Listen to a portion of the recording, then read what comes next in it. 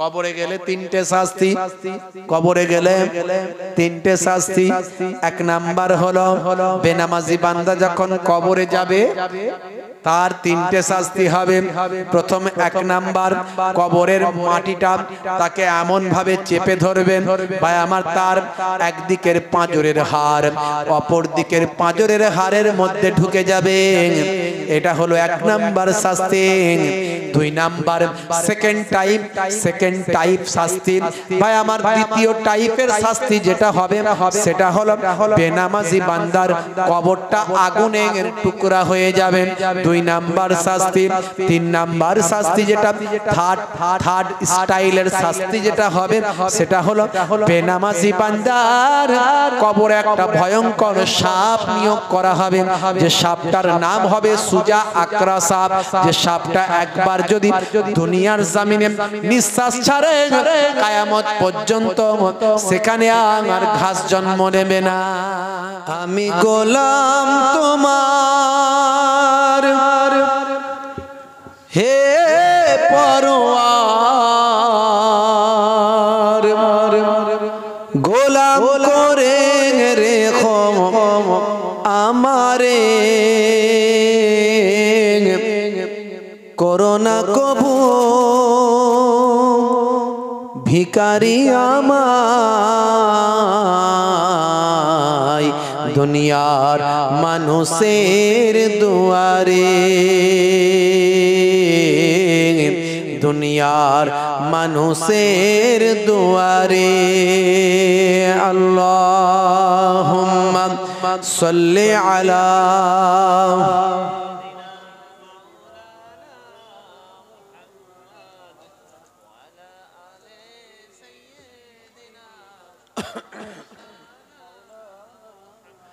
ওলি রাজাই বলেন বই খুলে খুলে, পাপ হতে আই তোরা আই বহুদূর, পাপ হতে আই তোরা আই বহুদূর, পাপ হতে আই তোরা আই বহুদূর। ওলি রাজাই বলেন বই খুলে খুলে, পাপ হতে আই তোরা আই বহুদূর। আল্লাহুম্মা সাল্লি আলা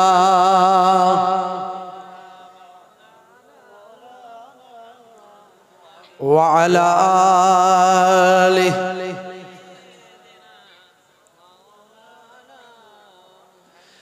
এখনো কোরআনি বাণী যাই বয়ে যায়, এখনো হাদিসি বাণী যাই বয়ে যায়, এখনো কোরআনি বাণী যাই বয়ে যায়, এখনো হাদিসি বাণী যাই বয়ে যায়। প্রভুর সৃষ্টিতে রহমতি সৃষ্টিতে দূর হতে আই তোরা আই বহুদূর, পাপ হতে আই তোরা আই বহুদূর, পাপ হতে আই তোরা আই বহুদূর। আল্লাহুম্মা সাল্লি আলা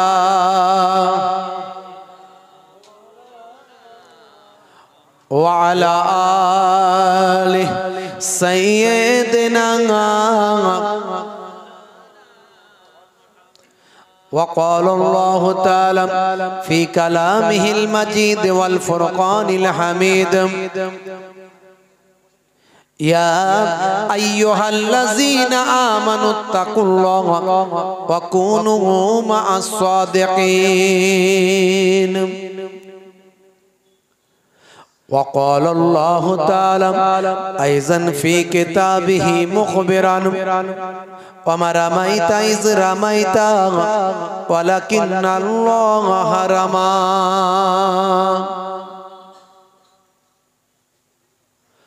وقال النبي صلى الله عليه وسلم: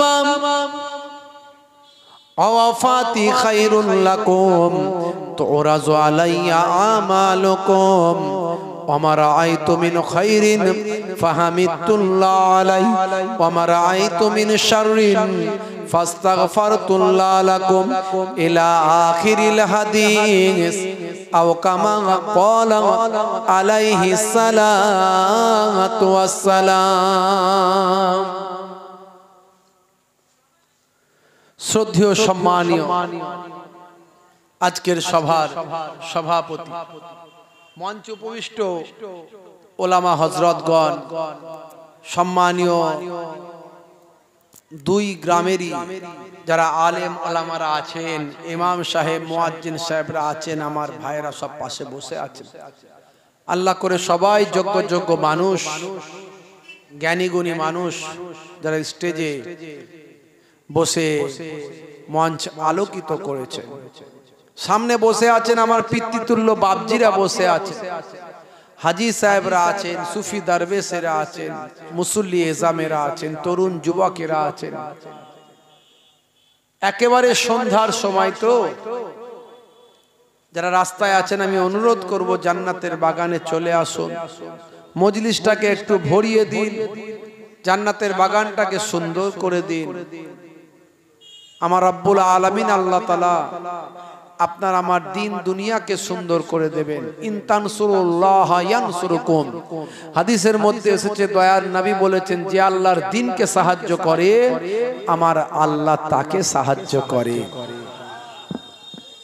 ভাইরা আমার, তরুণ যুবকেরা আমার, মুরব্বিয়ানেরা আমার, খুবই সংক্ষেপে একেবারে ছোট ছোট আলোচনা, লম্বা চওড়া নয়, খুব সংক্ষেপে কিছু আলোচনা। 1 ঘন্টার আলোচনা শোনার মতো যদি আপনি 1টা ঘন্টা শোনেন, মাশাআল্লাহ, আজকে আপনারা 5-6 ঘন্টা আলোচনা শুনবেন, 5-6 ঘন্টা আলোচনা শুনবেন। আমি তো ছোটখাটো মানুষ, বিরাট কিছু জানি না, বিরাট কিছু বুঝি না, বিরাট জ্ঞান গরিমা আমার তেমন কিছু নাই, কিন্তু আমার পরে যে দুজন হুজুর আছেন মাশাআল্লাহ, আমার মামাতো ভাই পীরজাদা মেহরাব উদ্দিন সিদ্দিকী বড় ভাইজান, এবং মাশাআল্লাহ মুফতি আরিফুর রহমান সাহেব, আমার অত্যন্ত প্রিয় মানুষ, সব দুজনই খুব কাছের মানুষ, সব যোগ্য যোগ্য আলেম, খুব বড় বড় আলেম মাশাআল্লাহ। আপনারা শুনবেন, 5-6 ঘন্টা আলোচনা শুনবেন। আমি আপনাকে বলছি সব বাদ দিলেও 1টা ঘন্টা আলোচনা বাড়ি নিয়ে যান, 1 ঘন্টার আলোচনাটা বাড়ি নিয়ে যান। দয়ার নবী বলছেন তাদারিসুল ইলম, ইলমের দর্শ নাও, ফিল লাইলে, রাতের বেলা, সাআতান, 1 ঘন্টা। 1 ঘন্টা যদি আপনি দর্শের মতো দর্শ নিতে পারেন, বক্তা বলার মতো বলতে পারে, শ্রোতা শোনার মতো শুনতে পারে, ওই 1 ঘন্টার তালিমটা খায়রুম মিন আহিয়াইহা, আল্লাহর নবী বলেন সারা জীবন নফল ইবাদতের থেকে ভালো। সুবহানাল্লাহ। 1টা ঘন্টা মন দিয়ে শুনবেন বাপেরা আমার, তরুণ যুবকেরা আমার, মুরব্বিয়ানেরা আমার। শুধু গলা শুনলে হবে না, বলাটা শুনতে হবে। বলে হুজুর গলা শুনছি না, গলা শুনলে হবে না, বলাটাও শুনতে হবে, বুঝতে পারছেন? হে তরুণ যুবকেরা, হে আমার বন্ধুরা, শুনে রেখে দিন বাবা, জেনে রেখে দেন হে মুসলমান, আমরা আল্লাহ দেখি না, না দেখে আল্লাহকে বিশ্বাস করি। আমরা নবীকে পাইনি, 1450 বছর আগে দয়ার নবী পৃথিবীর জমিনে এসেছিলেন। নবীকেও আমরা দেখি না, কিন্তু নবীর জীবন জিন্দেগি পড়েছি, কেতাবাদি পড়েছি, ওলিয়া উলিয়াদের কাছে শুনেছি, আলেম ওলামাদের কাছে শুনেছি, নবীর ঘটনাবলী, সিরাতের কথা, নবীর সুরাতের কথা, বেলাদাতের কথা আমরা জানতে পেরেছি। তাহলে নবীকেও দেখেনি, না দেখে নবীকে বিশ্বাস করেছি। হে তরুণ যুবকেরা, কিন্তু আমরা আমরা একটা মূল্যবান জিনিস বাড়িতে পাই যেখানে ভেজালের কোনো লেশমাত্র নাই, কিন্তু মৌলবীরা হাদিস নিয়ে ভেজাল তৈরি করেছে। যখনই আমরা হাদিস বলবো কেউ বলবে মাউজুম, কেউ বলবে জাল, কেউ বলবে দাইফ বা যায়িফ, কেউ বলবে হাসান, কেউ বলবে এটা সহিহ নয়। বিভিন্ন ভাবে হাদিস সম্পর্কে কথা বলতে পারেন, কিন্তু কোরআন মাজিদ নিয়ে কথা বলার কারো জায়গা নাই। সেই কোরআন মাজিদ আমার আপনার বাড়িতে আছে না নাই? হে তরুণ যুবকেরা, সেই কোরআন মাজিদ আমি আপনি বাড়িতে পেয়েছি। তাহলে কোরআন দেখলে আল্লাহ চেনা যায়, কোরআন দেখলে নবী চেনা যায়। কারণ আমাদের নবী আপনারা জানেন প্রথাগতভাবে তিনি ছিলেন একজন উম্মি। প্রথাগতভাবে তিনি ছিলেন দুনিয়াবি দিক থেকে দুনিয়ার সাধারণ মানুষের মতো তিনি লেখাপড়া করেননি। কারণ তার লেখাপড়া শেখানোর মতো কোনো মাস্টার পৃথিবীর জমিনে জন্ম হয়নি। তাই আমার নবীকে যিনি লেখাপড়া শিখিয়েছিলেন তিনি আর অন্য কেউ নন, তিনি হলেন স্বয়ং রব্বুল আলামিন আল্লাহ। নারে তাকবীর, নারে তাকবীর। হে তরুণ যুবকেরা, তাহলে বলুন তো দেখি, যারা আল্লাহকে মানে না, নবীকে মানে না, তারা বলুন তো দেখি কোরআন মাজিদ নবী লিখলেন কেমন করে, নবী বললেন কেমন করে? কত সুন্দর সেখানে গ্রামার আছে, কত সুন্দর সেখানে ভাই আমার মারুফ মাজহুলের ব্যবহার আছে, কত সুন্দর সেখানে মুযাফ মুযাফ ইলাইহি আছে, কত সুন্দর সেখানে মাউসুফ সিফাত আছে, কত সুন্দর ভাবে হরফে মুশাব্বা বিল ফেল গুলো ব্যবহার করা হয়েছে, কত সুন্দর ভাবে জার মাজরুরের ব্যবহার করা হয়েছে, কত সুন্দর ভাবে নেদা মুনাদার ব্যবহার করা হয়েছে। কোরআন মাজিদ যদি আলেম ওলামারা পড়েন, যারা 17 বছর ধরে মাদ্রাসায় পড়েছে, যারা দীর্ঘদিন ধরে স্টাডি করেছে, তারা যদি কোরআন মাজিদ পড়েন তারা বুঝতে পারেন এত সুন্দর গ্রামার, এত সুন্দর সাহিত্য, এত সুন্দর দর্শন, এত সুন্দর ইতিহাস, এত সুন্দর বৈজ্ঞানিক ব্যাখ্যা কোরআন মাজিদ ছাড়া আর কোন কিতাবে সম্ভব নয়। বলুন তো দেখি, দয়ার নবী প্রথাগতভাবে গ্রামার জানেন না, প্রথাগতভাবে মুযাফ মুযাফেলাই জানেন না, প্রথাগতভাবে দুনিয়ার কোন টিচারের কাছে শেখেন না। এর দ্বারাই প্রমাণ হয় দুনিয়ার কোন মাস্টার আমার নবীর মাস্টার হবার যোগ্যতা ছিল না, দুনিয়ার কোন টিচারের আমার নবীর টিচার হবার যোগ্যতা ছিল না। আমার নবীর মাস্টার যিনি, আমার নবীর টিচার তিনি হলেন এক আল্লাহ, সে আল্লাহর বাণী হলো আল কোরআন। কোরআন দেখে বিশ্বাস করা যায় যেটা আমার রাসূলের বাণী নয়, বরং এটা আল্লাহর বাণী, আল্লাহ আমার রাসূলের মুখ থেকে বের করেছেন। জোরে বলুন সুবহানাল্লাহ।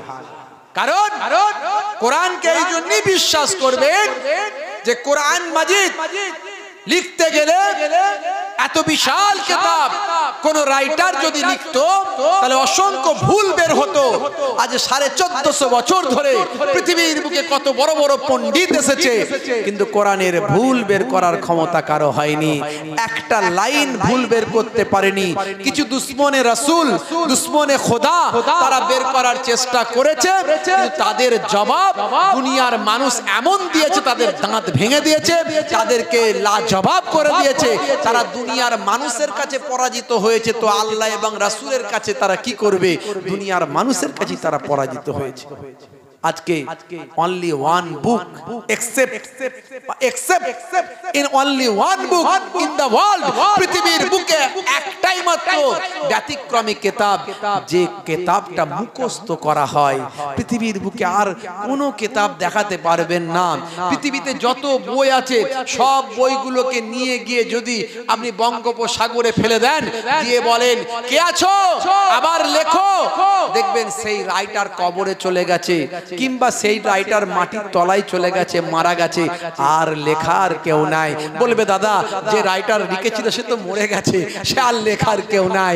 আজ থেকে 200 বছর আগের কিতাব, 400 বছর আগের কিতাব আর নাই, কবরে চলে গেছে, লেখার কেউ নাই।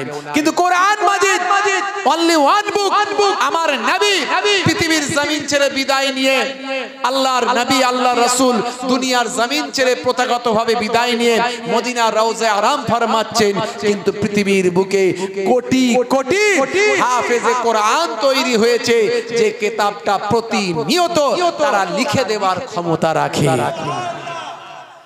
যদি আগুন লেগে ধ্বংস হয়ে যায়, ধ্বংস হয়ে যায় পৃথিবীর সব বইয়ের দোকান, তবু বিশ্ব থেকে হারাবে না পবিত্র কোরআন। করবে কেমন করে কোরআন ধ্বংস আগুনের তেজ, করবে কেমন করে কোরআন ধ্বংস আগুনের তেজ। আছে বিশ্বে ভরা অগণিত কোরআনে হাফেজ, তারা ছাপি আসমানি গ্রন্থ, তারা ছাপি আসমানি গ্রন্থ, বাঁচাবে ইসলামের সম্মান, তবু বিশ্ব থেকে হারাবে না পবিত্র কোরআন। সেই কোরআন মাজিদ হেফাজতের দায়িত্ব আল্লাহ স্বয়ং নিয়েছেন। তাই কোরআন মাজিদে আল্লাহ রাব্বুল আলামিন নিজে বলছেন, নাহানু নাযালনা যিকরা ওয়া ইন্না লাহু লাহাফিজুন। এই কোরআন মাজিদ আমি আল্লাহ নাজিল করেছি, আর এর হেফাজতের দায়িত্বটাও আমি আল্লাহ নিজেই গ্রহণ করেছি। হে তরুণ যুবকেরা, হে আমার বন্ধুরা, হে আমার মুরব্বিয়ানেরা, শুনে রেখে দিন বাবা, জেনে রেখে দিন বাবা, এই কোরআন মাজিদে বাবা 6666টা আয়াত, কিছু কম বেশি, তার মধ্যে 500টা আয়াত হলো আদেশ আর নিষেধের। এটা জায়েজ, এটা না জায়েজ, এটা চলবে, এটা চলবে না, এটা করো, এটা করো না, এইভাবে 500টা আয়াত।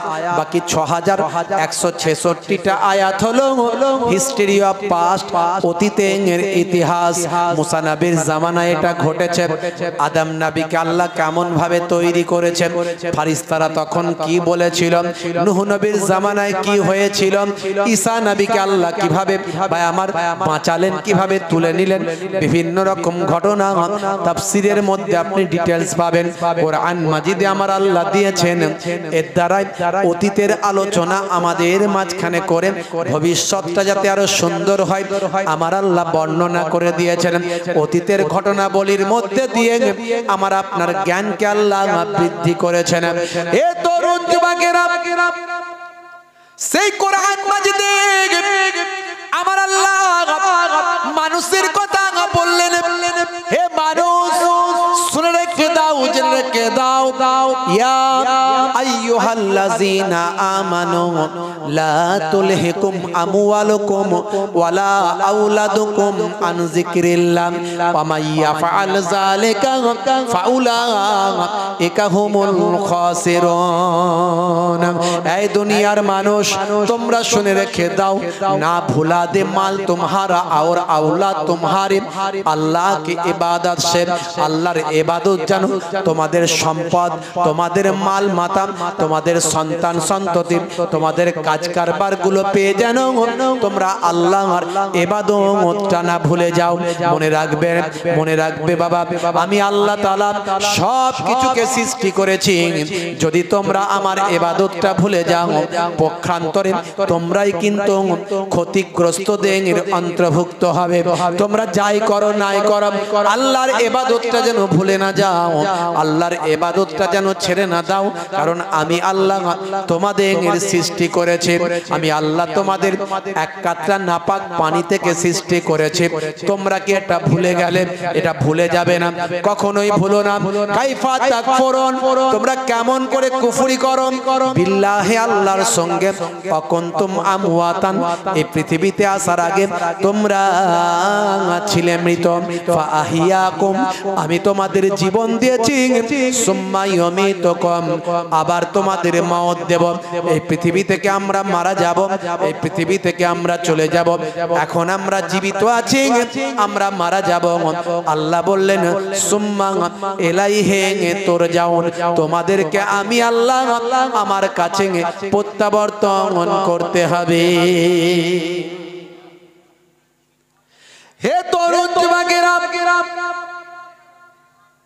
কারো লাইভ চলছে না তো? কেউ লাইভ দেন? একটু দেখে নেন তো ভাই, কেউ লাইভ দিচ্ছে না। হে আমার বন্ধুরা, শুনে রেখে দিন বাবা, জেনে রেখে দেন হে মুসলমান, তাহলে পৃথিবীতে আসার উদ্দেশ্য কটা মনে রাখবেন। আল্লাহর পক্ষ থেকে উদ্দেশ্য হলো দুটো। আল্লাহর পক্ষ থেকে উদ্দেশ্য হলো দুটো। রব্বানা আতিনা ফিদ দুনিয়া হাসানাতাও ওয়া ফিল আখিরাতি হাসানাতাও ওয়া কিন আযাবান নার। বলি না জোরে বলেন। আমরা বলি না আমরা দোয়া চাই তো, নামাজ। রব্বানা আতিনা ফিদ দুনিয়া হাসানা ওয়া ফিল আখিরাতি হাসানা ওয়া কিন আযাবান নার। আমরা দুটো দোয়া চাই, একটা হলো দুনিয়ার জন্য, একটা হলো আখিরাতের জন্য। তাহলে এই দুনিয়াতে এসেছি, দুটো জিনিস আমাদের কামিয়াবি হাসিল করতে হবে। দুনিয়াদারিও করতে হবে, দিনদারিও করতে হবে। দুনিয়াতেও কামিয়াবি চাই, আখিরাতেও কামিয়াবি চাই। দুনিয়াতেও হাসানা চাই, আখিরাতেও হাসানা চাই। তাই আল্লাহ আমাদের শিখিয়ে দিয়েছেন, তোরা এই বলে দোয়া চা, আল্লাহ রব্বানা, হে আমাদের রব, আতিনা, আমাকে আমাদের ইতাআত করো, আমাদের দান করো, ফিদ দুনিয়া, দুনিয়ার মধ্যে হাসানা মানে কামিয়াবি, কল্যাণ। আমাদের দুনিয়াতে কল্যাণ দাও আর আখিরাতেও আমাদের কল্যাণ দান করো। জোরে বলুন সুবহানাল্লাহ। তাহলে দুনিয়া আখিরাতকে পেতে গেলে আমাদেরকে আল্লাহ এবং রাসূলের নির্দেশনা মানতে হবে, কোরআন এবং হাদিস পাকগুলোকে মানতে হবে। বুঝতে পারছেন?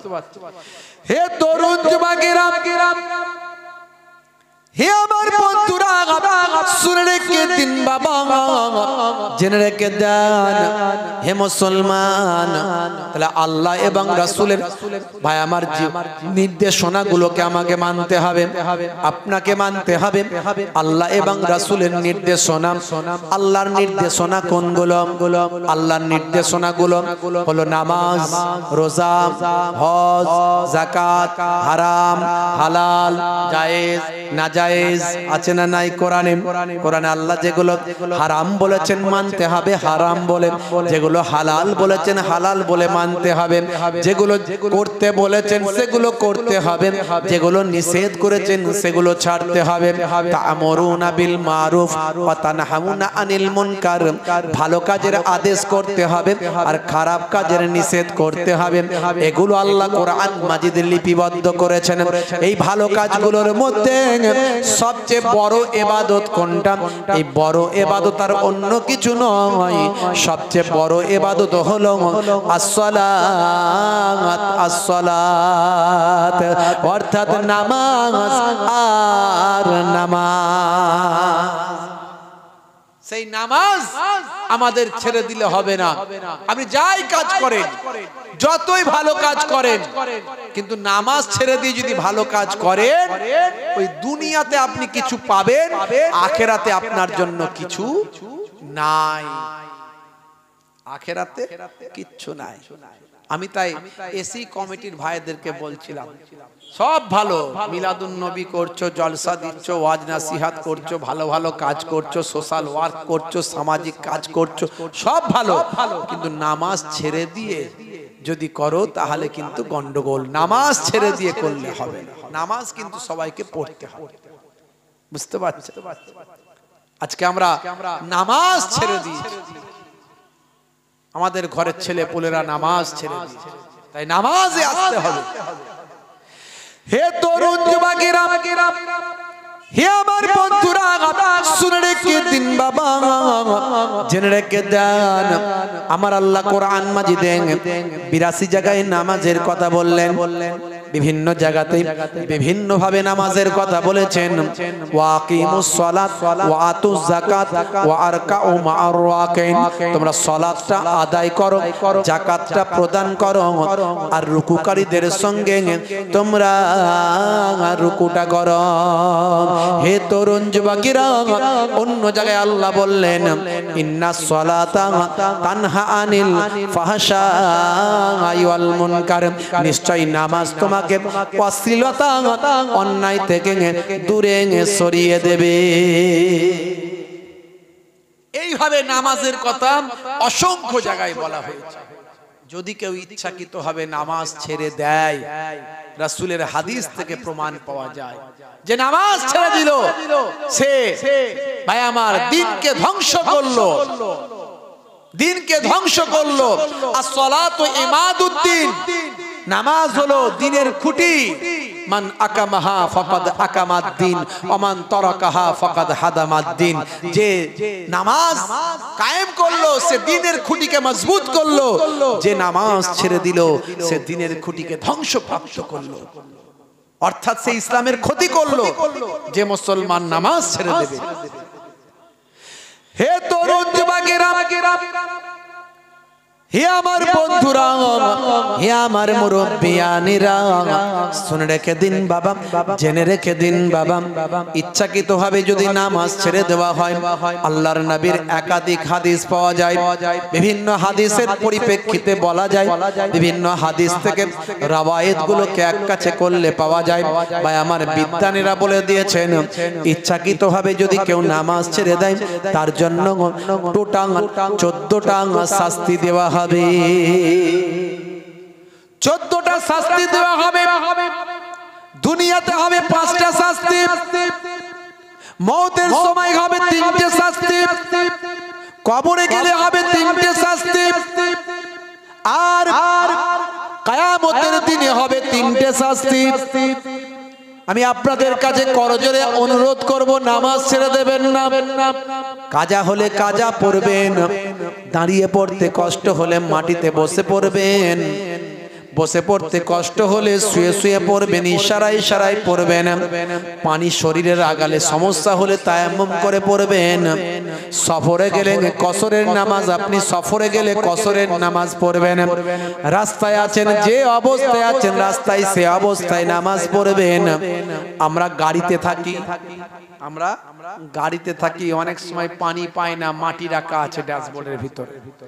রাস্তায় আছি, মসজিদ পাই না, ঘন্টার পর ঘন্টা যায়, রাস্তাঘাটে দাঁড়িয়ে নিচে নামাজ পড়লে এখনকার দিনকাল পরিবেশ পরিস্থিতি ভালো নয়, মানুষকে ধর্মীয় ব্যাপারে এমন উস্কানি দিয়ে উগ্র তৈরি করা হয়েছে তাতে বিরূপ প্রতিক্রিয়া পড়তে পারে। গাড়িতে বসে আমরা নামাজ পড়ি, রাস্তায় দাঁড় করিয়ে দিলাম, 10 মিনিটের জন্য গাড়িটা নামাজ পড়ি, এইভাবে আমরা নামাজ পড়ি। নামাজ আপনাকে পড়তে হবে। আপনি রাস্তায় আছেন, বাসের মধ্যে আছেন, নামাজ পড়তে আপনার সমস্যা হচ্ছে, নেমে পড়বেন, কাজা হয়ে গেলে কাজা পড়বেন, কিন্তু নামাজ ছাড়বেন না। ট্রেনে আছেন, ট্রেনের সিটে বসে বসে নামাজ পড়বেন, ট্রেন যেদিকে যাচ্ছে আপনি সেদিকেই মুখ করে নামাজ পড়ুন, অসুবিধা নেই, পড়ুন। আর যদি আপনি বুঝতে পারেন যে এটা আপনার পশ্চিম দিক, জি হ্যাঁ, মাগরিব আপনি দেখতে পাচ্ছেন, মাগরিব দেখতে পাচ্ছেন মানে অর্থাৎ পশ্চিম দিক দেখতে পাচ্ছেন, মাশরিক, মাগরিব, জুনুব আর শিমাল, বুঝতে পাচ্ছেন, পূর্ব পশ্চিম, আপনি পশ্চিম দেখতে পাচ্ছেন, সেদিকটাই মুখ করে নামাজ শুরু করে দেন। ট্রেন ঘুরে গেলেও আপনার কোনো অসুবিধা নাই, নামাজ আপনার হবে। তাহলে নামাজ ছাড়লে হবে। বন্ধুরা আমার, তরুণ যুবকেরা আমার, আজকে মসজিদগুলো ফাঁকা, আমরা মাশাআল্লাহ বিশাল জলসা করি, বিশাল ওয়াজের মাহফিল করি, বিশাল আমরা অনুষ্ঠান করি, বড় বড় সভা সমিতি করি, কিন্তু ওই পর্যন্তই আমাদের শেষ হয়ে যায়, যার জন্য এত কিছু আসল জায়গায় নাই। দয়ার নবী ইন্তেকালের আগে দুটো কথা বলেছিলেন, আসসালাত আসসালাত ওয়া মা মালাকাত আইমানুকুম, হে আমার উম্মতেরা নামাজ নামাজ নামাজ। আর তোমাদের অধীনস্থ যারা কাজকর্ম করেন তাদের সঙ্গে তোমরা কখনো খারাপ ব্যবহার করো না। এই দুটো কথা বলে পৃথিবীর জমিন থেকে দয়ার নবী আমার ইন্তেকাল করেছিলেন। হে তরুণ যুবকেরা, সেই নামাজকে প্রতিষ্ঠা করার জন্য আমার নবীর দান মোবারক শহীদ হয়েছিল ওহদের ময়দানে। সেই নামাজকে প্রতিষ্ঠা করার জন্য আমার নবীর সাহাবায়ে কেরামেরা শহীদ হয়েছিলেন। হে তরুণ যুবকেরা, হে আমার মুরব্বিয়ানেরা, বন্ধুরা আমার, যুবকেরা আমার, যে অবস্থায় থাকেন না কেন নামাজ ছেড়ে দেবেন না। আজকের ওয়াজ থেকে যদি আপনি নামাজটা ভালো করে গ্রহণ করতে পারেন তবে আপনার ওয়াজ শোনা সার্থক। আপনি সব নিয়েছেন, নামাজটা নেননি, আপনার সবটাই বেকার। পৃথিবীর কোন মোল্লা মৌলবী নাই আপনাকে বলতে পারে হ্যাঁ মোহেবুল্লাহ হুসাইনি ভুল বলে গেল। আমি যতই হোক ভাই, আমার বিরাট বড় আমার পড়াশোনা নাই, আমি এখনো স্টুডেন্ট, আমি এখনো ছাত্র, এখনো ছাত্র। যেটুকু আল্লাহ আমাকে শিখিয়েছেন, টাইটেল এদিকে মুমতাজুল মুহাদ্দিসিন এমএম, এদিকে মাস্টার ডিগ্রি এমএ, এদিকে বিএড, এই টুকটাক যেটুকু ডিগ্রি পত্র আছে। আর তার সঙ্গে সঙ্গে 16 বছর একটা হাই সেকেন্ডারি স্কুলে শিক্ষকতার দায়িত্বে আছি, 3 বার টিচার ইনচার্জের দায়িত্বে ছিলাম। তো যাই হোক, এর মধ্যেও আমি বলি শিক্ষার কোনো শেষ নাই। উতলুবুল ইলমা মিনাল মাহদি ইলাল লাহাদ, মায়ের কোল থেকে মৃত্যুর কোল পর্যন্ত শিখতে থাকো, আমার নবী বলেছেন। বাপের আমার, আমি এই জন্য বলি আমি এখন স্টুডেন্ট, আমার এই ছোট্ট জ্ঞান বুদ্ধিতে আল্লাহ যেটুকু শিখিয়েছেন, আমি মনে করি নামাজ যদি কেউ ছেড়ে দেয় তার সব শেষ। আপনি যা করবেন দুনিয়াতে আল্লাহ দেবেন, ভালো কাজ করেছেন দুনিয়াতে আল্লাহ আপনাকে তার জাযা বদলা দিয়ে দেবেন, আখেরাতে আপনার কিছু নাই। আপনি নামাজই পড়েননি, আসল জিনিস পড়েন। হে তরুণ যুবকেরা, ইচ্ছাকৃতভাবে যদি কেউ নামাজ ছেড়ে দেয় দুনিয়াতে হবে 5টা শাস্তি। 1 নাম্বার হলো বেনামাজির চেহারায় কোনো নূরের জ্যোতি থাকবে না। দেখবেন নামাজি মানুষদের একটা চেহারায় নূরের জ্যোতি থাকে, নামাজি মানুষ বলে চেনা যায়, একটা আল্লাহওয়ালাদের নিশানি থাকে। বেনামাজি বান্দার চেহারায় কোনো নূরের জ্যোতি থাকবে না, এটা হলো 1 নাম্বার। 2 নাম্বার হলো বেনামাজি বান্দার রুজিতে কোনো বরকত হবে না, খালি আজ টাকা নাই টাকা নাই টাকা নাই, আজ নাই আজ নাই। হুজুর এত ইনকাম করছে কিন্তু পয়সা দেখতে পায় না, একটা তাবিজ করে দিন। তাবিজ যে মুহিবুল্লাহ হুসাইনি করে দেবে, মাল করি কিছু আসবে না, আসবে না, লাভ তো আমারই হবে। কথা ঠিক না ভুল?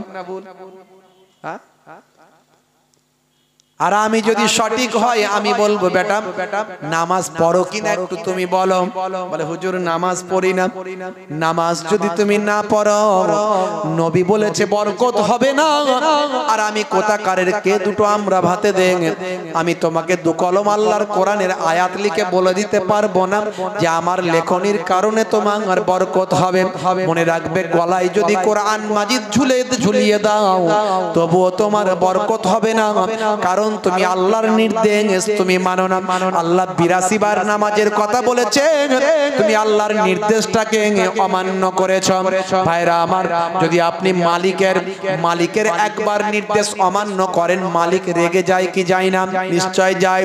আর 82 বার যদি মালিক একটা নির্দেশ করে, সেটা যদি আপনি অবজ্ঞা করেন, মালিক আপনাকে দোকানে কাজ রাখবে, আপনাকে কারিগর হিসাবে রাখবে, আপনাকে কাজ দেবে, আপনাকে তার আন্ডারে মালিক কখনোই রাখবে না। কারণ 82 বার যার কথা আপনি শোনেননি, সে আপনাকে গেট আউট ফ্রম হিয়ার করে তাড়িয়ে দেবে। হে তরুণ যুবকেরা, হে আমার বন্ধুরা, তাহলে বেনামাজি বান্দা রুজিতে বরকত হবে না। 2 নাম্বার তিন নাম্বার হলো বেনামাজি বান্দা। বাবা ভাইরা আমার, তরুণ যুবকেরা, কোনো ভালো কাজ করলে ভালো কাজের সওয়াব পাবে না। ভালো কোনো কাজ করেছে বেনামাজি বান্দা, কিছু মানুষকে খাইয়েছেন, কিছু মানুষকে দেখেছেন, কিছু মানুষকে পোশাক দিয়েছেন, কিছু মানুষের উপকার করেছেন, যা কিছু করবে বাবা দুনিয়ার জমিনে তার জাযা বদলা আল্লাহ দেবেন, কিন্তু আখিরাতের জন্য বেনামাজির নামাজ আমলে কোনো সওয়াব লেখা হবে না। এটা হলো 3 নাম্বার। আর 4 নাম্বার হলো বেনামাজি বান্দা যখন নিজের জন্য কোনো দোয়া চাইবেন, আল্লাহ তুমি আমার এই দোয়াটা কবুল করো, বেনামাজি বান্দার দোয়া আল্লাহর দরবারে কবুল হবে না। এটা হলো 4 নাম্বার। আর 5 নাম্বার হলো বেনামাজি বান্দার জন্য যদি গ্রামের ইমাম সাহেব, কোন পীর সাহেব, কোন মুফতি সাহেব, কোন মাওলানা সাহেব যদি বেনামাজি বান্দার জন্য দোয়া চায়, মনে রাখবেন বেনামাজি বান্দার জন্য ওই হুজুরের দোয়া কবুল হবে না। এই হলো 5টা দুনিয়াতে শাস্তি, বেনামাজি বান্দার 5টা দুনিয়াতে শাস্তি। বাপেরা আমার, তরুণ যুবকেরা, হে তরুণ যুবকেরা, মওতের সময় হবে 3টে শাস্তি। 1 নাম্বার হলো বেনামাজি বান্দার মৃত্যু যখন হবে প্রচন্ড অপমানের সঙ্গে তার মৃত্যুটা হবে, জিল্লাতের সঙ্গে তার মৃত্যুটা হবে, মৃত্যুটা হবে অপমানের সঙ্গে। ভাই আমার, জিল্লাতের সঙ্গে লজ্জিত অবস্থায় তার মৃত্যু হবে। এটা হলো 1 নাম্বার। 2 নাম্বার হলো বেনামাজি বান্দা যখন মারা যাবে প্রচন্ড ক্ষুধার্ত অবস্থায় মারা যাবে। এটা হলো 2 নাম্বার।